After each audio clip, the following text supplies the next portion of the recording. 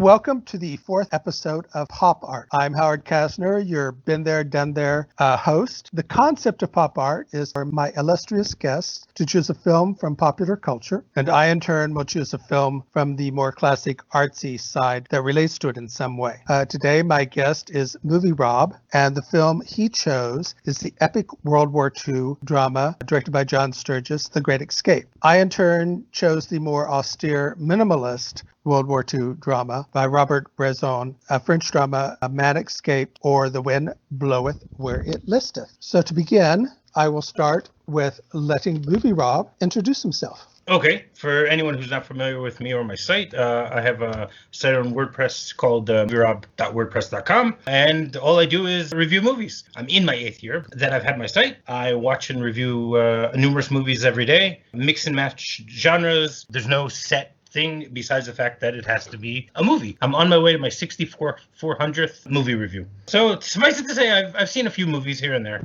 I guess you have. It is kind of interesting that you've chosen the two movies today are about people in captivity that can't really leave where they're living. So we'll start with the movie you've chosen, The Great Escape, and I will begin by giving some background information. Gee, I wrote down the date it was released, and now I can't find that date. 1963. 1963. It was July 4th, which is actually very apropos. Wow. The London premiere, according to IMDb, was on the 20th of June. The director is John Sturges. Screenplay is by James Clavell and W.R. Burnett. It's based on a book by Paul Brickhill. It's a true story, and Brickhill was actually in the cap that is talked about here. Did participate somewhat in the escape proceedings, so he did not escape himself. It stars a whole host of well-known people: Steve McQueen, James Garner, Richard Attenborough, Charles Bronson, James Coburn, Gordon Jackson, Hudson from Upstairs Downstairs, Donald Pleasance, and David McCallum. And the music is by Elmer Bernstein. So let's start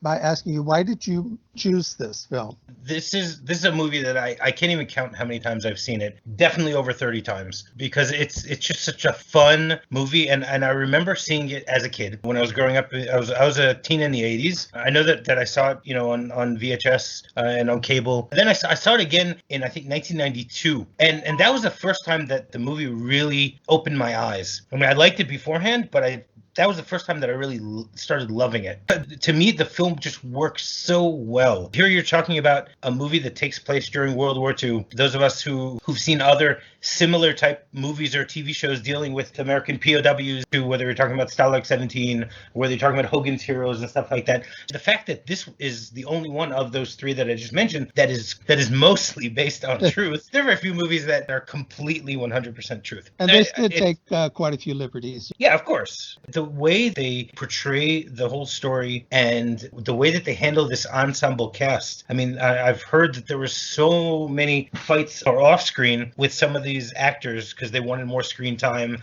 and they wanted to have top billing and all that stuff. But in the end, when you watch it, obviously Steve McQueen is the king of this film. There's no question about that. Mm-hmm. But his story revolves around everyone else's, and the way that everything is just fits all together. They put these puzzle pieces all together. To me, it's a movie that works much better than so many other movies. And the fact that it's also 3 hours, when you're sitting and watching it, you don't necessarily notice that it's 3 hours because things are moving along so fast. There's always something going on, whether it's in the foreground or in the background, which is those are the type of movies that I love. It says so much for the writing and for the directing and for the way that it was all put together because it's so detailed. I think, though, a lot of it is highly fictionalized. The one aspect of it that is supposed to be the most accurate are the actual details of the escape itself. So even though there are some changes or some things they leave out, how they escaped, how they built the tunnels, is supposed to be pretty accurate. Yeah, I mean, I actually read the book that this is based on by Paul Brickhill, probably about close to 30 years ago. But I do recall the fact that when I was reading the book, I was like, wow, okay, this is portrayed in the movie and that's portrayed in the movie, and vice versa. I would say, oh, I'm surprised they didn't mention these characters, or I'm surprised that they didn't mention this particular event, which is fun to see. Well, I haven't read the book myself. I've only done research on it, and there are a lot of changes. Some of them are the fact that actually a lot of the Germans, not just in the camp, but in Germany, helped these guys. They actually tried to help them escape. One of the things is with the forger and the scrounger who had to steal documents so that they could copy them. They actually got help from a lot of Germans in the camp to do that. And Germans from other country would sneak in maps of the area. And perhaps the biggest change of all is there are no Americans who escaped. They were involved early on in helping to set up the escape, but they were transferred 7 months before the escape. And in order to make the story more marketable, they now used a lot of American actors. The two who got the highest billing were Steve McQueen and James Garner, who were the biggest stars of the group at the time. But you also had Charles Bronson and James Coburn, neither of whom played American. And that was actually one of the criticisms at the time, is how marketable and commercialized they made the story in order to sort of make money off. I mean, spoiler alert for anyone who hasn't seen it. There's only two there are spoilers here. I always say spoilers, so you can spoil away. Okay, no, I mean, there's only 2 Americans who actually get away, and they're both recaptured, so it doesn't really make a difference from that perspective. Right. Well, the American actors, though, did. James Coburn, Charles Bronson, and I think an English actor did, but they weren't playing Americans. John Layton. Yeah, I think he was British. Yeah. Though the irony is that Charles Bronson was playing a Polish one, but the person who actually escaped was not Polish. So they were Norwegian, and they rode to Norway. And then the James Coburn also was either French or Spanish in real life, and he made it over the Spanish, something like that. But it is interesting also that all the characters played by Americans in the film survive. Almost every single one of the ones played by the British die. You know, that's a really good point. I never even thought about that.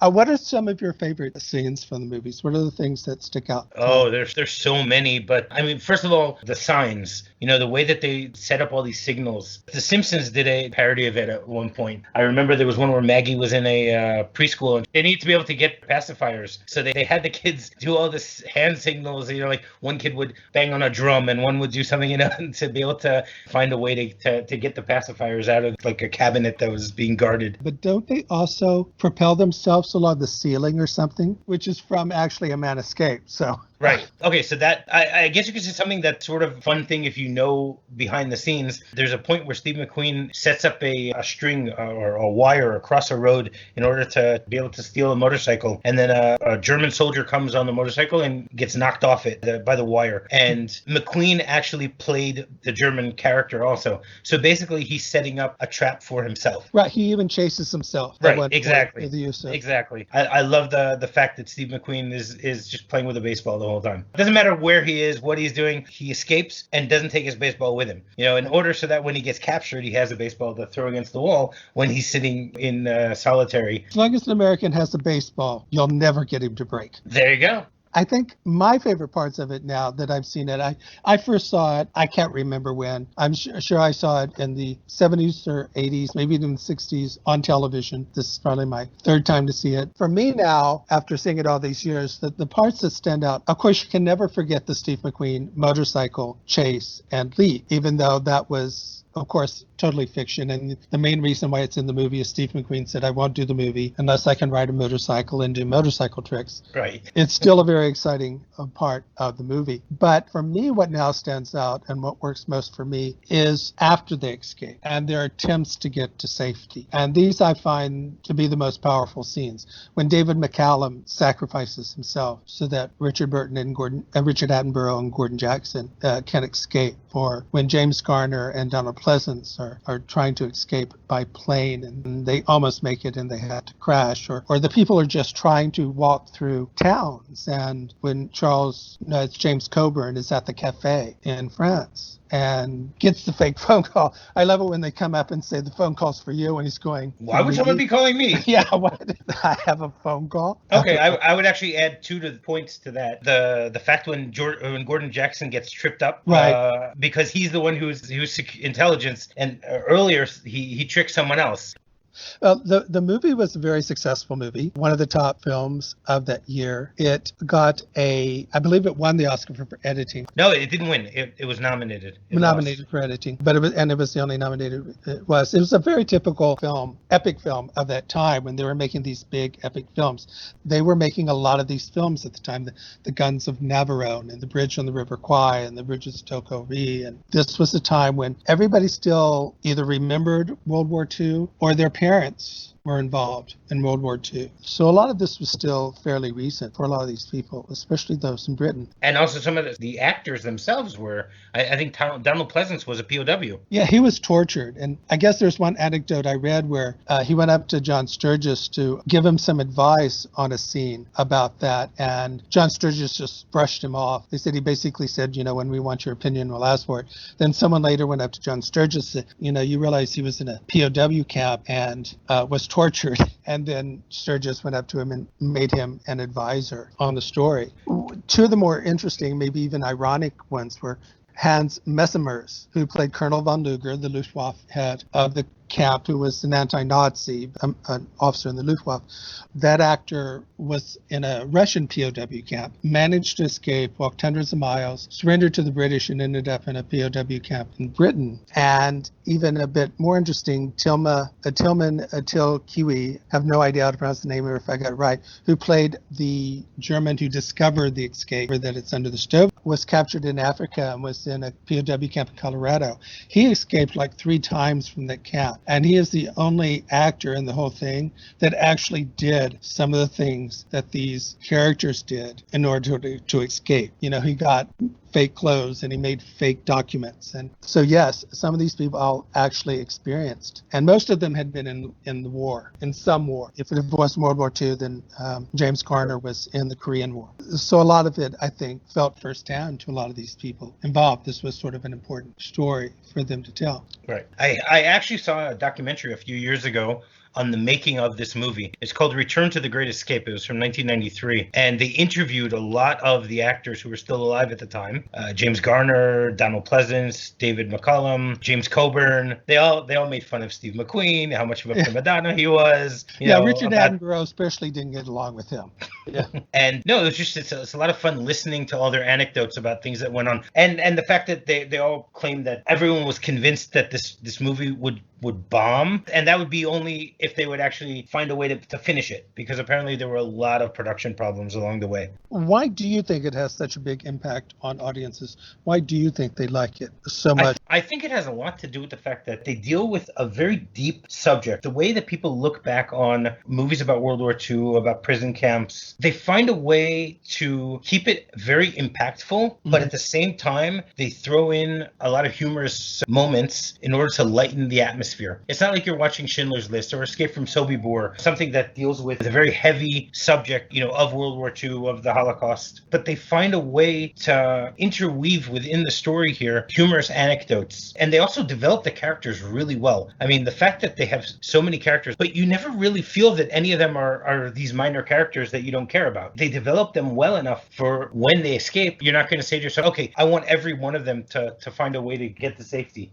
because I know them so well. So I think that would be the reason why it's something that speaks to people. Why do you think? Well, I think it's both a good and bad reason, to be honest. It's a well-made film. It has a lot of popular stars in it. It's about a war that even today, nobody thinks is a controversial war. I'm even today very moved by almost any movie about World War II because of the subject matter, that this was probably one of the few wars in human history that definitely had to be fought, and that it's hard to argue that there was a way that one should have stayed out of it. So we have a group of people who are basically saying, we're not going to say no, we're going to keep fighting because you're Nazis, you're Germany, you've taken over Europe, you've attacked Britain. I think the other reason, which is a bit more negative, and there was a critic called Samuel Wigley who said that it's an example of the war is fun type movie, where it's more closer to Boy Scouts going on a camping trip and having a lot of fun, and you can't take it quite as seriously as what really happened in war.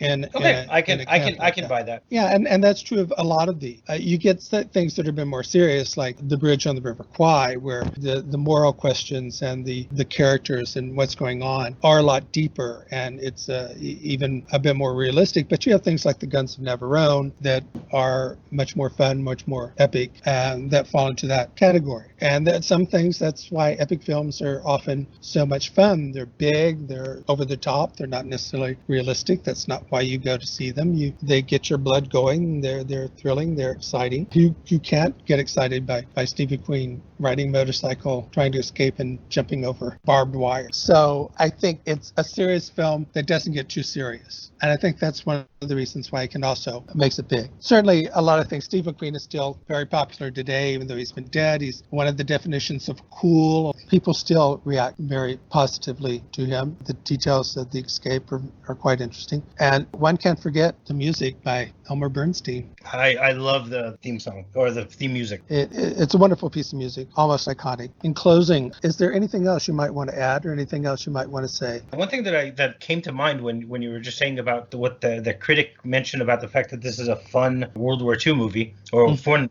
war movie type of aspect, where you mentioned the fact that that's not necessarily a good thing. But I mean, one of the things that came to mind when you said that was, this isn't a movie that demonizes the Nazis. Most movies do. Again, you see them as dark characters. Almost none of the characters mentioned, the Germans are developed at all or anything like that. But you don't see them as being sadistic, which now that I think about it, that's actually, I would think, a negative point about this film.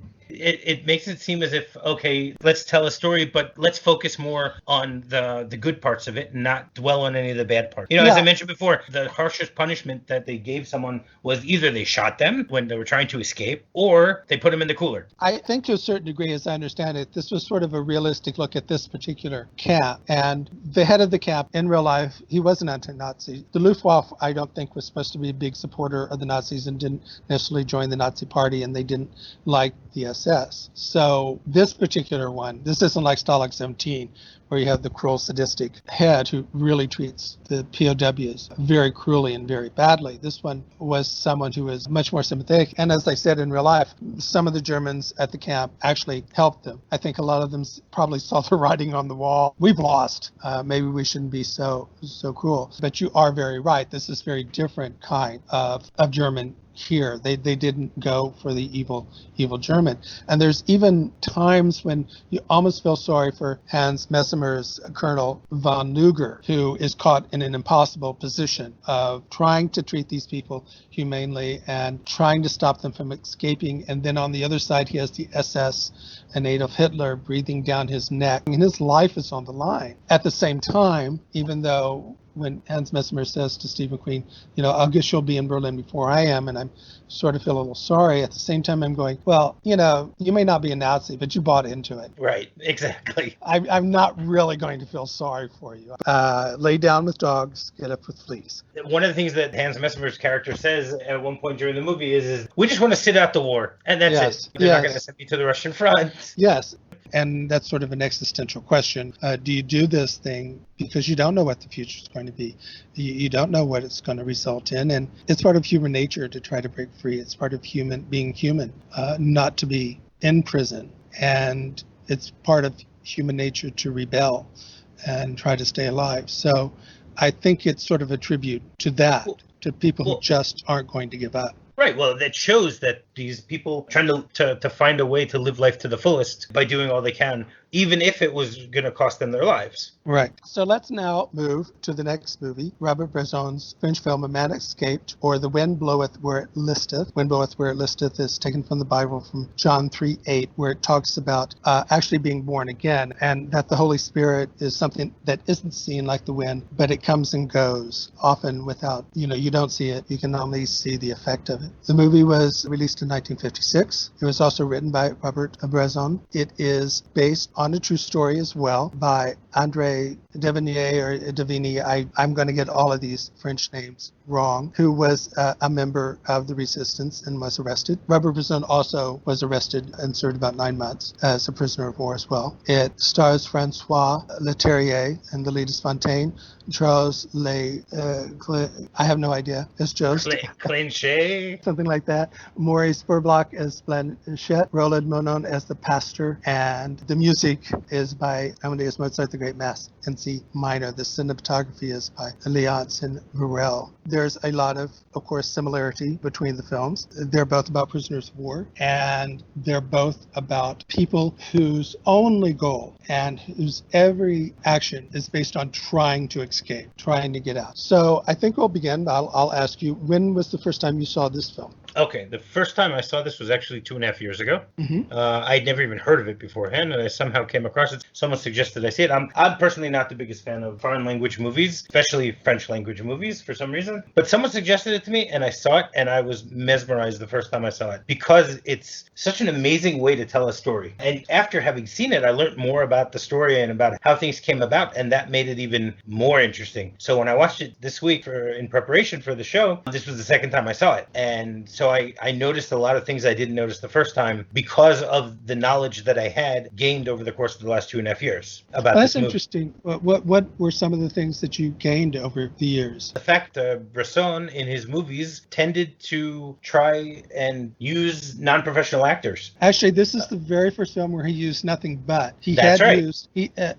Before he had used non-professional actors, but he also used some professional, like in Diary of a Country Priest. Not only that, he didn't want just non-professional actors. He didn't want any acting. I mean, the main character is played by a philosophy doctoral student.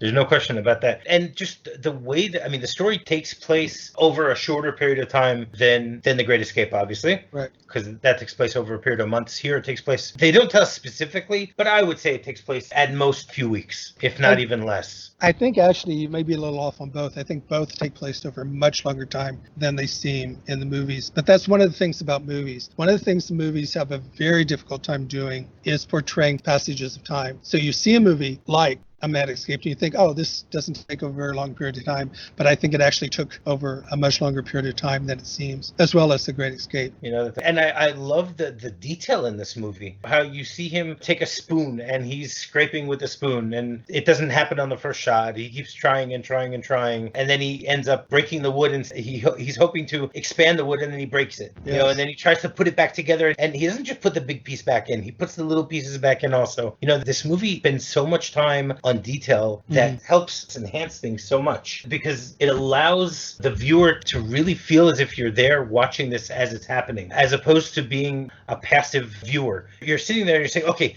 pick up that piece of wood. You're going to get caught. You're going to do this. You know, make sure that you do that right. Make sure that the little things really get you going while you're watching it. Yes, I think that's very, very true. It's the detail, the incredible detail of how he does it. I mean, it's the same way in a way, The Great Escape. It's very detailed, and the details of how they do it are also one of the things that make that movie so interesting. But in many ways, this movie is nothing but detail. This is also all it is. But this is also more personal because right. the Great Escape, you're dealing with an attempt to free 250 soldiers, yes. POWs, and in the end you get 76 out. Here, it's one man who's doing it all on his own. But every so often, they make it known that other people are aware that he's trying to get out. Right. But only subtly, because he has so little interactions with everyone else. It's a very solitary film. You know, besides the fact that he's in a room by himself most of the time, but his interactions with other characters is very minimal. It's like the whole thing is being done by monks in a Trappist monastery. But of course, there's a reason for it. They're not supposed to talk to each other. They have to pass notes secretly. They can't really let each other know what's going on because they could even be shot if they were caught doing some of the things they're doing. And the idea also is that you never know if there's a mole there. You don't know who you can trust and who you can't trust. I think actually that's a good point, that in The Great Escape, they all knew they can trust each other and they're working on it together. Here, as the movie's called in English, a man escaped. He's completely all alone. He's not connected to anybody else. He can't trust anybody else. He doesn't know who is really there or who's not there. He refers to some of the people by nickname. This is the person in 108. So I think that was the number. Yeah. This is the pastor. Exactly. And when he does decide he has to trust people, it always is a leap of faith. He can never be sure that his decision is the correct one, but he gets to a point where he has to. If he's going to escape, he's going to have to Right. It's trust now or him. never. Yeah. Finally gets a roommate. And he doesn't know what to do with this guy. He's very young. He's a teen. He's a late teen who joined the German army, but he ends up in prison very symbolically, wearing both a part of a French uniform and part of the German uniform. Maybe he was a Vichy soldier? Yeah, something like that. And he did something, and so he got arrested for it. And Fontaine says, there are a lot of biblical references throughout the movie, and Fontaine says you can't be a servant of two masters. So you have to decide, are you going to be with the Germans or with the French? And Fontaine has to make the decision. Do I trust him or do I kill him? Those are the only two choices he had. Right. And I like the way that they keep it very ambiguous, even at the point where they're trying to escape and when they're escaping. Is this young soldier on his side or not? Is he going to be, are they going to quickly turn a corner and the guards are waiting for them? Yeah. And so that added a lot of suspense to things. That is one of the things about the film. This is probably the third, fourth time I've seen it. I saw it in college, and I'd never seen a film like it. I think I saw Diary of a Country Priest first, and then saw this, and after this I saw Pickpocket. But I had never seen a movie like this before. This was the antithesis of anything remotely, not just Hollywood, but French filmmaking and European filmmaking, and films by Fellini and Truffaut. There's a group of filmmakers, especially from that period, that I just don't think I could ever recommend to friends, because I just don't think they would ever like them. And one of the reasons is because in many ways their films are anti-cinema. And this is Bresson, Godard, and Rossellini. Godard because he just breaks down and deconstructs film in such a way that it's impossible to describe a Godard film and what he does. But for both Bresson and Rossellini, they're doing everything they can not to be a traditional movie. They have non-actors. Not only that, they have non-actors who they say don't act. And Bresson would shoot scene again and again and again to try to strip away any acting from the people that he used. And they're very austere. They're very straightforward. He uses music sparingly. Every once in a while, Mozart with his mass is heard, but generally it's all silence and it's all very minimalist. And for Bresson, I just find that riveting. I don't know why something that is so devoid of emotion fills me so emotionally and moves me so deeply, but it does. Right. No, I definitely agree with you on that. I mean, this is the classic minimalist film. Yeah. There's no question about that. You mentioned about Godard. In your research that you did for this movie, did you see his Godard's quote of what he said after he saw this movie? He said, Bresson is to French cinema what Mozart was to German music and Dostoevsky is to Russian literature. But yes, he is one of the most influential filmmakers in Europe. And even today, you can see his influence in movies by Tchaikovsky and Kaurismäki, especially Kaurismäki and Chantal Akerman, and then a lot of other ones who use very simple staging with often non-act and just very stylized. And I find that often just incredibly moving. The other thing that I find interesting, this is also would be true of The Great Escape. This for me was even more so this time for A Man Escape, is that I know how it ends. You know how it ends actually from even if you've never seen it, because it's based on a memoir. So we know. No, we have to know that from the start. Right. So we know that the man escapes. I am still on tenterhooks, the edge of my seat the whole time, even though I know how it's all going to turn out. I think that's amazing about art. And this time I was even more so. I was still so nervous. And the more it got to the end. Right. It's because of the way this is filmed. There's no question about that. Like I said, because it's done in a claustrophobic way, it really makes you feel as if you're right there. And you're nervous, not just for the character, you're nervous for yourself that you're going to get caught. Yeah. Because you're right there next to him. Yes. I think it would be interesting for people who aren't necessarily in art cinema to try and give something by Bresson a chance. This would be the one to start, because it probably, when it comes to that, his most accessible film. Right. And I'm also a big fan of Pickpocket, which I saw. I've only seen once, but I thought it was just amazing the way that it was done. yes, this and Diary of a Country Priest. That I've never seen. That's my favorite. Mouchette, Alhazard, Balthazar, and L'Agent, his very last film. I mean, he is one of the most highly regarded French filmmakers, one of the most highly regarded movie directors of all time. He has the most films out of 250 on the Sight and Sound greatest films ever made. He has 3 in the top 100. He got the 1957 Cannes Film Festival Best Director for this film. Everybody still talks about him today, and there's a spiritual themes that run through the film. He was a Christian. How devout he was or how devoted he was to it, I don't think anyone knows for a fact, but he definitely had a strong belief in God or something more, and that informs all of the stories, and informs here, because the movie can also be seen as a metaphor for how do you achieve salvation, how do you become truly free, which is what salvation brings to you. So as the pastor says, by escaping, that is perhaps your way of being born again. And Fontaine says, I don't think I understand that. And that's when the pastor says, well, and the man goes to Jesus, and Jesus says, you must be born again. He says, well, how can you do that? And Jesus says, the Holy Spirit just comes and you don't see it, and it blows as it does, but it's there. By doing this, it's sort of a salvation story, not just for him, but also for Jost, who does end up escaping with him. And correct. I think one of the things I also find very interesting about the movie, I don't know why that also affects me, is it just ends with them walking off into the night. That's right. And their socks, because Jost has left their jackets and their shoes behind, but they just simply walk off into the night. And for some reason, I just also find that very, very moving. Because it leaves you with the ability to now decide on your own what happens to them. Yeah. I do sort of wonder, just where do they go? They're going to be discovered, gone soon. They don't have much time to get out of Paris, but he does. The guy, survives the war. He writes a memoir, and he makes the movie. Well, yeah, and then Robert Bresson, who was also in prison, also makes the movies. And apparently those ropes and the hooks that they use are the real ones, yeah. Which I find really interesting that they're the original ones used, because they leave them. He doesn't take them with him. That is true. God, that's a good point.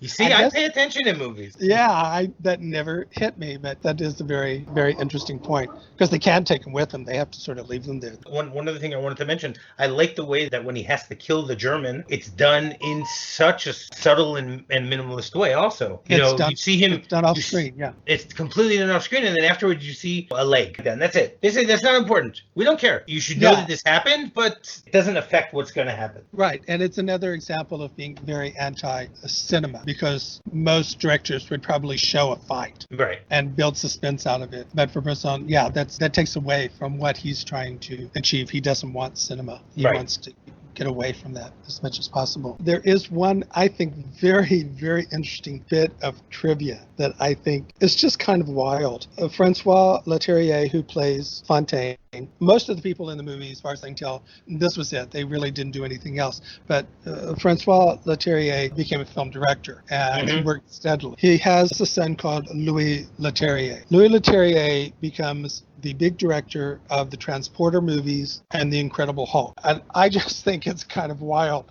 that this very minimalist, very aesthetic, very non-Hollywood movie leads to a director who directs the epitome of Hollywood filmmaking. Okay, but how was he as a director? Was he a minimalist director also? As far as I can tell, he was just he didn't do anything that was particularly big or famous, but it was his son who became big and famous by doing the Transporter films and the Incredible Hulk turn. I mean, he's still alive, Francois. He's in his 90s, but he's still alive. Is there anything else that you might want to add? No. I think we pretty much got everything about this movie that's needed to hopefully get people interested in seeing it. Yes. You know what? There's something that I wanted to mention. In The Great Escape, as detailed as it was, here, when you see that he has to make rope and stuff like that, you see how he makes the rope. In The Great Escape, they're like, okay, send down 30 feet of rope. Okay, we got 30 feet of rope. Here you go. Yeah. Here, okay, I need to make rope, and here I'm going to take a piece of, I think it was glass that he found or something like that, in order to cut fabric, in order to create rope and stuff. So I thought that was very interesting that they spent the time showing us how he did that. Yeah, and he also took wire from the bed support.